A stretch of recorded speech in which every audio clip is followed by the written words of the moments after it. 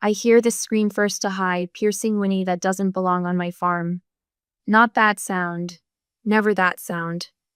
My coffee mug hits the porch boards as I bolt down the steps, boots pounding across sun-baked dirt. The morning light slants golden through the oaks, but there's nothing peaceful about this day anymore. Something's wrong. Another scream tears through the air. Fern, my prize mare. I round the corner of the barn at full sprint and freeze. 20 yards ahead, inside the east paddock, my beautiful chestnut mare dances backward, ears pinned flat against her skull. Jet, the untested, barely handled rescue stallion we brought in last week, rears up, massive hooves slashing air mere inches from Fern's flanks. His eyes roll white with panic, nostrils flared red. And there stands Sierra, my 19-year-old sister, leaning against the fence, cell phone raised, filming. They look cute together, don't they? She doesn't even look up. My heart pounds against my ribs as I approach the gate with measured steps. One wrong move could trigger a kick or bite that would destroy years of careful breeding work or worse. Don't move, I say, voice deadly calm. Don't speak, don't do anything. Sierra rolls her eyes but stays put as I ease through the gate, making my movements slow and deliberate. Fern spots me and whinnies again, a desperate sound that twists my stomach. I've known this mare since she took her first wobbly steps in my foaling barn 7 years ago. 5 agonizing minutes later, I've separated them, leading Fern to safety in her own paddock and securing Jet in the round pen. My hands tremble against Fern's warm neck as I check for injuries. What exactly were you thinking? I asked Sierra, who's still scrolling through her phone, reviewing her footage. I was trying to help speed up your breeding program. She shrugs as if she'd merely rearranged my kitchen cabinets. You said Fern was ready to breed this season. With a carefully selected, disease-tested stallion, not with a rescue who hasn't cleared quarantine. My voice shakes with the effort of controlling it. I specifically told you Jet stays isolated until his blood work comes back. Sierra glances up, her bored expression never changing. It would have been fine if you hadn't overreacted. The realization hits me like a physical blow. This wasn't a careless mistake. She deliberately ignored my instructions that could mean life or death on a horse farm. Just a week ago, I'd stood in this very spot, watching my parents' SUV disappear down the driveway after dropping Sierra off for her summer character-building experience. She needs to learn responsibility from someone she respects. Mom had insisted not meeting my eyes. What she meant was, we've tried everything else and failed. I'd laid out my expectations clearly. This is a working farm, not a vacation. There are rules here for a reason. Sierra had rolled her eyes then too, especially when I walked her through the isolation protocols for new horses. Whatever, she'd muttered, already typing on her phone. The warning signs had piled up all week. Expensive tack left out in the rain, safety briefings ignored while she texted, complaints about the 5 a.m. feeding schedule, and yesterday the empty beer bottles I'd found half hidden behind the hay storage, despite my explicit rule against alcohol on the property. But this was different. This was deliberate endangerment of animals worth tens of thousands of dollars. Animals I love. I pull out my phone with white-knuckled fingers and dial the emergency vet. We need blood work on both horses immediately, I tell Dr. Hefner. And Fern might need a sedative. She's badly spooked. Sierra doesn't even look up during my call, just keeps texting, one foot propped casually against the fence post. Dr. Hefner arrives within 30 minutes, her face grim as she examines both horses. You're lucky we didn't have deaths today, she says quietly, glancing toward Sierra, who's wandered off toward the barn. A stallion in that state could have killed your mare or any human who got between them. I watch her work, something cold and clear crystallizing inside me. When Sierra saunters back with a soda from my refrigerator, I meet her eyes. Pack your things, I say, my voice quiet but edged with steel. You're leaving. Now. She blinks, genuinely surprised for the first time. Because of this, don't be so dramatic. Because some mistakes can't be undone. I turn away to help the vet, my decision as solid as the fence posts anchored in concrete. And this wasn't even a mistake. What would you do if someone you tried to help deliberately endangered everything you've spent your life building? Would you forgive family for putting lives at risk, or would you draw a line in the sand? I just drew mine. $2,300. The invoice glows accusingly from my laptop screen at 2:13 a.m., its itemized list stretching down the page. The house creaks around me, empty except for my ragged breathing and the slow ticking of Grandpa's wall clock. Emergency farm call, $175. Sedation mare, $120. Full blood panel stallion, $460. Full blood panel mare, $460. I rub my gritty eyes, shoulders aching from the day's tension. 6 hours since Dr. Hefner left. 6 hours since I stood in the gravel drive watching my sister's borrowed suitcase disappear into our parents' car, her face blank behind the passenger window. Rabies tetanus boosters precautionary, $198. Antibiotic injections, $245. Follow-up visit scheduled, $95. The numbers blur. I shut the laptop and push back from my grandfather's oak desk, the chair like scraping against hardwood. Down the hallway, past framed certificates and ribbons spanning 30 years of breeding history, I step onto the back porch. The night air carries the sweet scent of Timothy hay and distant pine. I make my way to Fern's paddock by flashlight. She stands quiet in her stall, ears pricking forward at my approach. The bandage on her flank glows white in the beam of light. "Hey, pretty girl." My whisper breaks the silence. "How you holding up?" Fern pushes her velvet muzzle against my palm. A sob catches in my throat, raw and unexpected. They could have died today. My fingers trace the curve of her neck, finding the barely perceptible tremble that still runs through her muscles. "I'm sorry." The words fall into darkness. I should have known better. Back in the house, my phone vibrates against the kitchen counter. I ignore it, already knowing. Sierra's Instagram story plays automatically when I open the app. Her face pressed close to our mother's, both frowning with identical expressions of wounded indignation. The caption reads, "Some people can't take a simple mistake, Below, comments pile up. Relatives and hometown friends I haven't spoken to in years suddenly have opinions about my overreaction. She was only trying to help, so dramatic. Family should come first, no matter what. Give her another chance, she's just a kid. Just a kid." The words stick like burrs. Sierra is 19, old enough to vote, old enough to join the military, old enough to understand that actions have consequences. Old enough to know exactly what she was doing. A text from Aunt Martha pops up. Sierra's heartbroken. She was just trying to be helpful around the farm. I don't respond. Instead, I open my laptop again, finding the security footage Marco insisted we install last spring. The timestamps tell the real story. Sierra walking deliberately past 3 warning signs on Jet's isolation pen. Her studying the lock mechanism. The casual way she scrolled through her phone while leading my stallion straight toward Fern's paddock. Not a mistake. A choice. A memory surfaces me cousin's wedding 2 years ago. Sierra accidentally spilling red wine on the bride's mother after being told her dress was inappropriate. The boat she borrowed from her ex-boyfriend's family that somehow ended up with a damaged propeller. The pattern stretches back for years. My fingers hover over the invoice on my screen. One click would forward it to my parents with a payment request. One click would state clearly, "I will not absorb the cost of Sierra's choices anymore."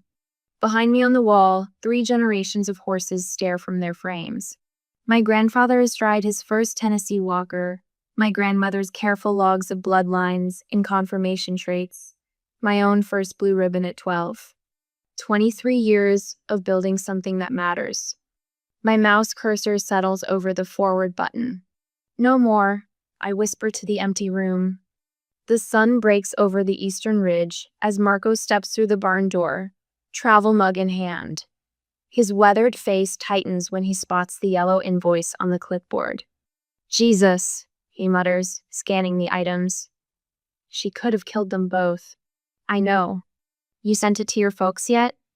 I nod, the weight of the morning pressing down. 20 minutes ago. Marco's hand settles briefly on my shoulder. About damn time. My phone rings 10 minutes later. Mother's name flashes on the screen. Cassidy, Ann Harmon, what is this? Her voice pitches high with indignation. $2,000? She's just a girl. She made a mistake. I watch a red-tailed hawk circle over the east pasture, its wings catching early light. She deliberately put my animals in danger after I explicitly told her not to. She was trying to help. No, she wasn't. My voice remains steady, surprising even me. The security cameras show otherwise. This is ridiculous. My father's voice cuts in from the extension. You've always been too hard on her. She came home devastated. I close my eyes, feeling Marco's solid presence nearby. The years of work beneath my boots, the quiet strength of boundaries finally drawn. This isn't about punishment, I tell them. It's about consequences. I end the call before they can respond, turning toward the barn where life continues regardless of family drama. Hay needs hauling, water troughs need filling, and Fern needs her morning check. For the first time since Sierra arrived, I breathe freely on my own land. Have you ever had to stand firm when family expected you to absorb the cost of someone else's carelessness? What price would be too high to pay for keeping the peace? My phone buzzes for the 9th time this morning.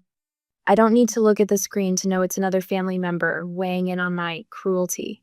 I slide it face down on the worn oak desk, where my grandfather used to calculate feed ratios and breeding schedules, back when this farm first took root in Oregon soil.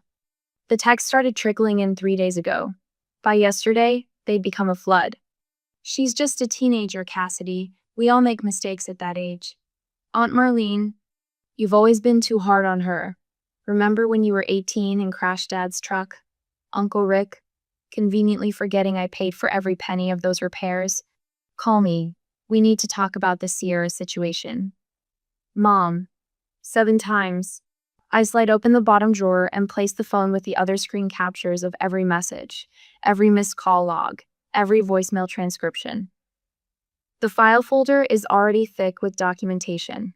Dr.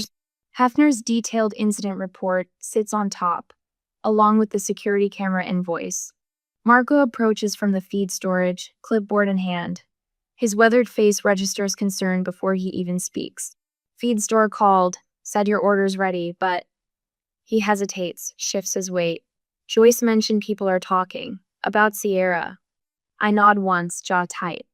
What version are they hearing? That you threw your baby sister out over nothing. That she was just trying to help and made a little mistake.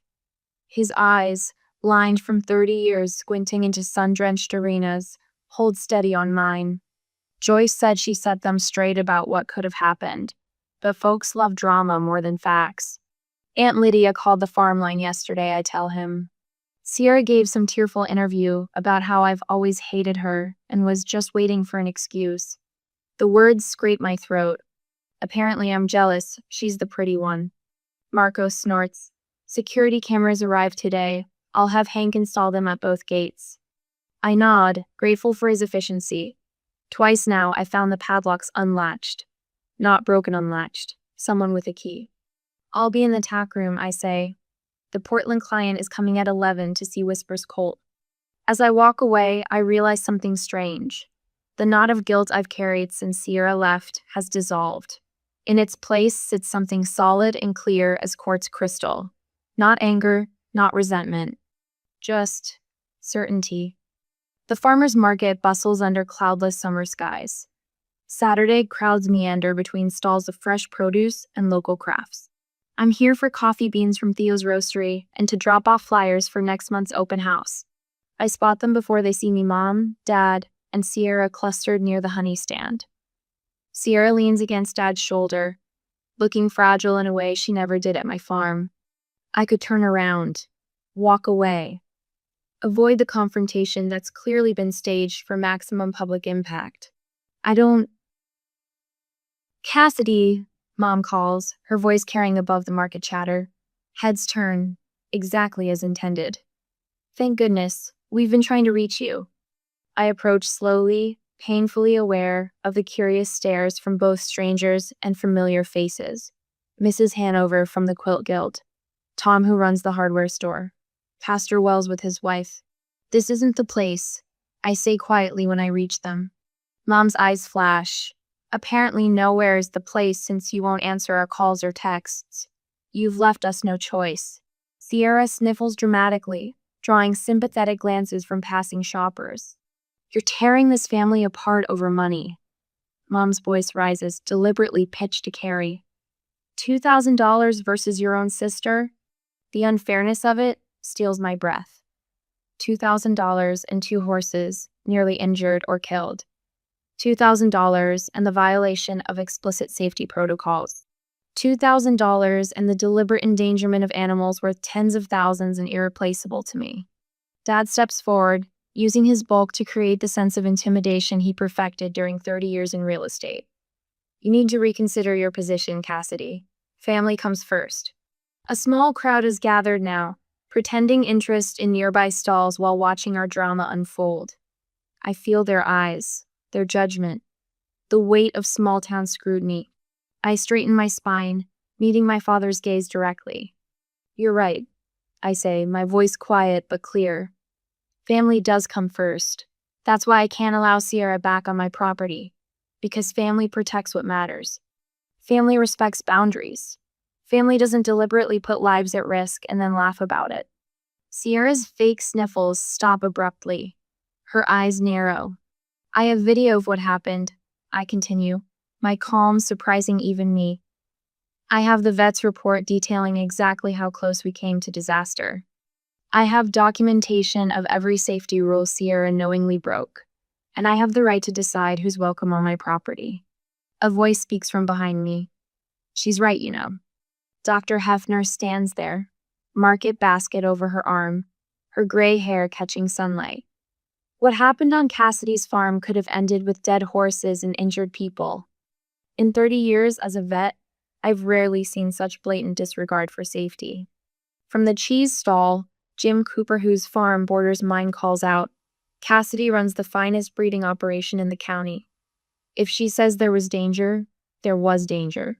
The crowd shifts, murmurs, the tide turns. Without another word, I walk away, leaving my family standing in stunned silence among the weekend shoppers. When I return home, I find Marco at the gate, arms crossed. Your folks showed up while you were gone, he says. Got pretty worked up when I wouldn't let them in. Hank had to suggest they leave before he called the sheriff. I nod, unsurprised. Thanks. That night, I brush Fern's gleaming coat by lantern light, the rhythmic strokes soothing us both. The mare leans into the curry comb, eyes half closed in contentment. You know what Grandpa used to say about fences? I murmured to her. A fence isn't just to keep things out, it's to protect what's within. My phone sits silent on the shelf. I turned off notifications hours ago. For the first time since Sierra's banishment, I sleep through the night, dreamless and deep. Morning finds me on the porch, coffee steam rising in the dawn light, watching my horses move like shadows through the mist-draped pastures. The boundaries I've drawn stand firm as the fences that crosshatch my land. Not to punish, not from spite, but to protect what matters. The manila folder sits heavy in my hands, thick with evidence I never wanted to collect. Through the farmhouse window, I watch Fern graze in the east paddock, her chestnut coat gleaming in the morning sun.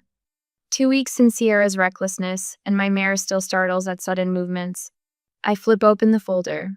Security footage screenshots fan across my kitchen table, Sierra unlatching Jed's stall, deliberately removing the quarantine sign, leading him toward Fern's paddock. The timestamp matches exactly what I told my parents, what they refused to believe. You think this is enough? Marco leans against my refrigerator, arms crossed over his chest. Has to be. I slide Dr. Hefner's report next to the photos. Her clinical language doesn't soften the reality. Significant stress, induced immune compromise, potential exposure to multiple pathogens, breeding value potentially compromised. Marco watches as I organize the timeline of events, complete with witness statements from the feed delivery man who saw Sierra ignore my explicit instructions. Last comes Janine's letter. My attorney's precise legal language outlining liability in black and white. My phone buzzes again. Mom. The text bubbles with emotional blackmail. Blood is thicker than water, Cassidy. Family comes first, always. I silence it without responding, but another notification pings Dad this time. You keep this up, and we'll need to reconsider your place in the will. Subtle, Marco mutters, reading over my shoulder. My laptop chimes with an email alert. 3 new 1-star reviews on my farm's business page, posted from freshly created accounts. Vague complaints about unprofessional behavior and hostile environment. Anonymous, but I recognize Sierra's phrasing. They're escalating, I say. The video from Sierra arrives next, their face tear-stained, voice breaking with what might look like genuine remorse to someone who doesn't know her patterns. I've learned my lesson, Cass, I promise. Please let me come back. I close it before it finishes. She's good, always has been. I slide Janine's cover letter on top of the stack, facts without accusation, events without emotion. Below it, the boundary statement. 3 paragraphs that took me hours to write, defining what happens next. What's non-negotiable? What reconciliation would require? This isn't about punishment, I tell Marco as I seal the envelope. It's about protection. My hand doesn't shake as I add it to the outgoing mail. The community charity auction hums with conversation that dies down when I enter. I spot my parents across the room, their faces tightening when they see me.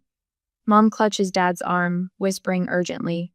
Several people nod respectfully in my direction, fellow horse owners who understand what Sierra's actions truly meant.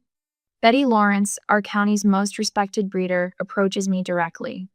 Heard what happened, she says, loud enough for nearby clusters to hear. You did right by those horses. Some folks don't understand our responsibility to these animals as an optional. I feel my parents' stares burning into my back. The whispers ripple outward, and for once, they aren't Sierra's version of events. My attorney's formal cease and desist regarding the fake reviews went out yesterday, and word travels fast in small towns. I hold my head high, offering no explanations or defenses. My silence speaks volumes. 2 days later, I'm grooming Fern when Marco jogs toward me across the paddock, phone extended. You need to see this. On his screen, the community Facebook group where Sierra has spent the past week painting herself as the victim. A respected trainer has weighed in, explaining in excruciating detail why putting an untested stallion with a breeding mare creates liability no professional would tolerate. Others have joined fellow breeders, longtime clients, even Dr. Hefner herself. Measured, professional responses demolishing Sierra's narrative without ever mentioning her name. She's gone quiet, Marco says, scrolling through Sierra's suddenly inactive profiles. No new posts since yesterday. My phone chimes with a text from Mom. I brace myself for another emotional appeal, but what I read stops me cold. I saw the vet report. We need to talk. Before I can respond, another message appears, this one from Dad. Not quite an apology, but the closest he's capable of. Your grandfather would have done the same thing. A third text arrives from my Aunt Celia, who'd been firmly in Sierra's camp. Just spoke with your mother. I think I misunderstood what happened. I set the phone down, my reflection steady in the mirror. The first cracks have appeared in their unified defense. Not surrender, not yet understanding, but hairline fractures and absolute certainty. The boundaries I've drawn aren't just fences to keep people out. They're foundations to build something that can last. Where do you draw the line between forgiveness and enabling bad behavior? When is it necessary to stand firm even when it hurts those you love? I already know my answer. I'm living it. I spot them through the plate glass window of Porter's Steakhouse, me family huddled around a corner table like mourners at a wake. Mom straightens the silverware. Dad checks his watch. Uncle Jim nurses a whiskey, and Sierra stares at her phone, thumbs flying across the screen. My stomach tightens. I take a breath and adjust my grip on the leather portfolio tucked under my arm.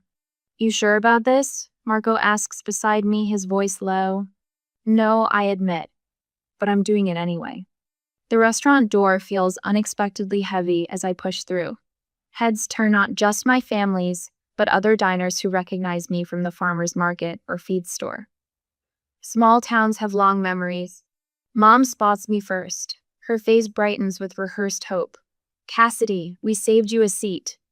She pats the empty chair between her and Dad. I slide into a chair at the opposite end instead, placing Marco to my right. The power shift is immediate and visible, their shoulders tense, eyes darting between us. This is Marco Delgado, my stable manager, I say. He's here as a witness. Dad's jaw tightens. A witness?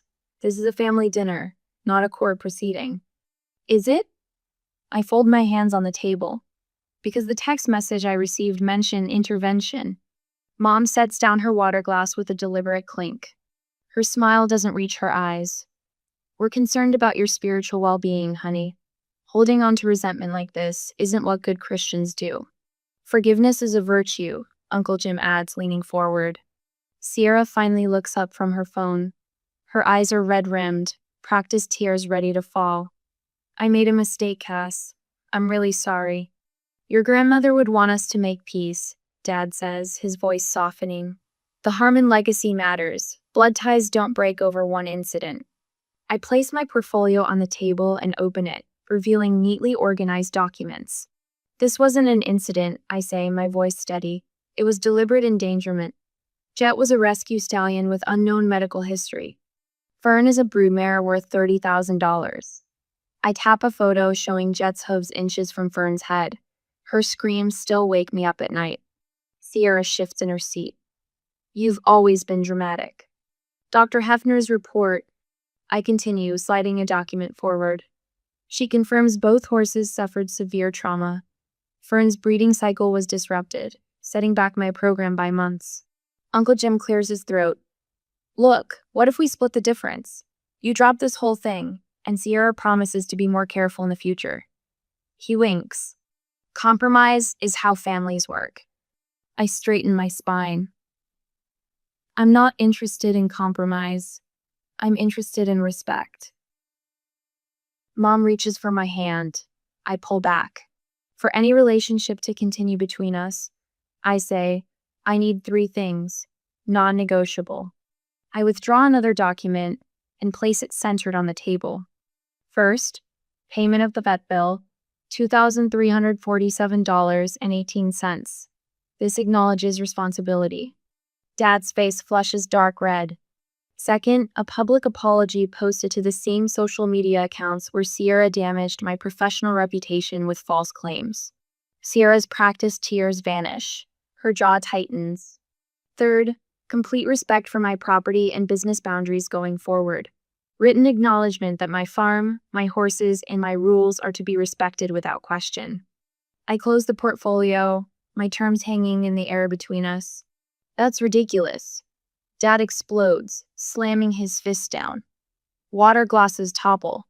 You think your horses matter more than your own flesh and blood? Richard, Mom gasps, her mask slipping entirely. No, I'm done pretending.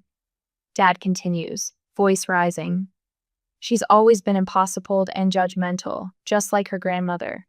Thinks she's better than everyone. Mom's shoulders collapse. Real tears streak her makeup, not the careful, controlled drops she's perfected over years of family performances. We've tried everything, she whispers, mostly to herself. Why won't you just let it go? Because some things should not be let go. My voice remains quiet, forcing them to lean in. Some boundaries, once crossed, change everything. Sierra's face transforms, the facade of contrition replaced by naked resentment. You think you're so perfect on your precious farm, she hisses. Some of us make mistakes. Some of us aren't ancient and boring at 35. Cassidy, please. Mom pleads, reaching across the table. She's young, she doesn't understand. That's exactly the problem. I stand. Marco rises beside me. You've never expected her to understand consequences. Dad pushes his chair back. If you walk out that door, don't expect. Don't expect what? I interrupt. The same unconditional support you've always given me? The bitter laugh escapes before I can stop it. Sierra snorts. Drama queen. The vet bill is due by the end of the month. I say quietly. The rest is up to you. As we walk out, I feel their stares burning into my back. The evening air hits my face like freedom. In the truck, Marco waits until I buckle my seatbelt before asking, "You okay?" I look back at the restaurant window, where my family remains frozen in the aftermath of a storm they created but never saw coming. "No," I answer truthfully, "but I will be. Some bridges can't be rebuilt. Some shouldn't be." The knowledge settles inside me, not as defeat, but as foundation solid ground on which to stand. The morning frost crunches beneath my boots as I cross the east paddock. 1 year. 365 sunrises since I watched my family's SUV peel down the gravel drive, Sierra's angry face framed in the back window.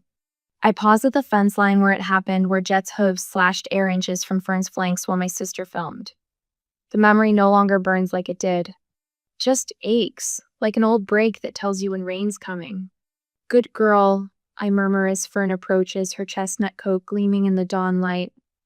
Behind her, 3 spring foals dance through morning mist, the first generation of my expanded breeding program.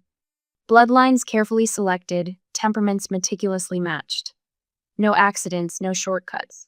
Marco appears at the barn door, clipboard in hand. New client called. The Hendersons want to see Northern Lights colt.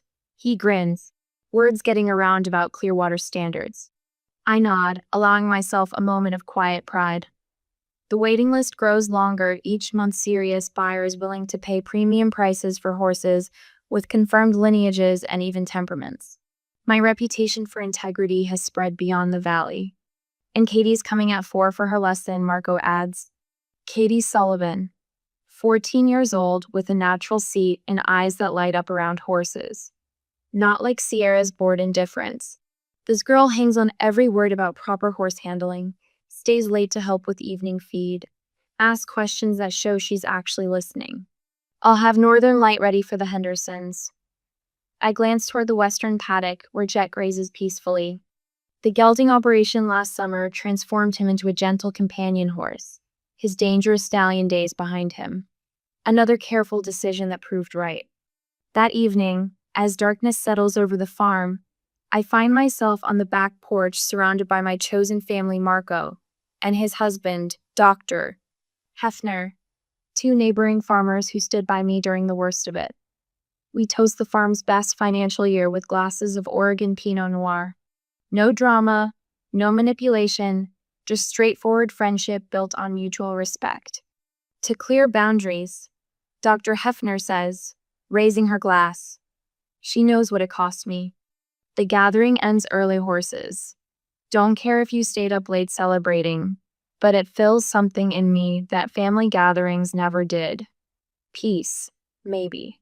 Belonging without conditions." Mom calls every other Sunday now. Our conversations remain careful, like crossing ice that might not hold, but genuine in their awkward way.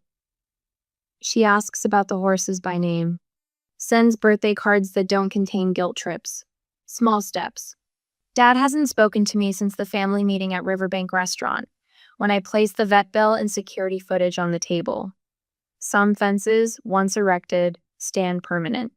The rest of the family split like a herd, separating some following my parents' lead, others reaching out with tentative understanding after the dust settled. Aunt Kate sent a handwritten note. "Your grandfather would have been proud of how you protected what matters." The letter arrives exactly 1 year to the day. Sierra's handwriting on cream stationery, postmarked from Seattle, where she's apparently started college. I take it to Fern's paddock before opening it, needing the mare's solid presence nearby. I knew what I was doing that day. I knew the horses weren't supposed to be together. I wanted to show you couldn't control everything. What I didn't understand was that someone could have died Fern, Jet, even you. I didn't think about consequences, because no one ever made me face any. You're the only person who ever held the line with me. Everyone else just moved their boundaries whenever I pushed hard enough. I'm not asking for forgiveness, just wanted you to know I finally understand what you were protecting. No apology, no request to come back, just recognition of truth. I fold the letter carefully, tuck it into my jacket pocket. Fern nudges my shoulder while across the property, Jet lifts his head at the sound of evening feed bins being prepared. Maybe someday, I whisper, but not today. The sunset paints long shadows across the valley as I stand between the two securely fenced fields. My hand rests on the metal gate that separates the boundary visible from space. A protection, not a prison. Fern approaches from one side, Jet from the other. Both stop at a respectful distance, waiting, trusting my judgment. Some lines shouldn't be crossed, I say to the gathering darkness. That's not coldness, that's care.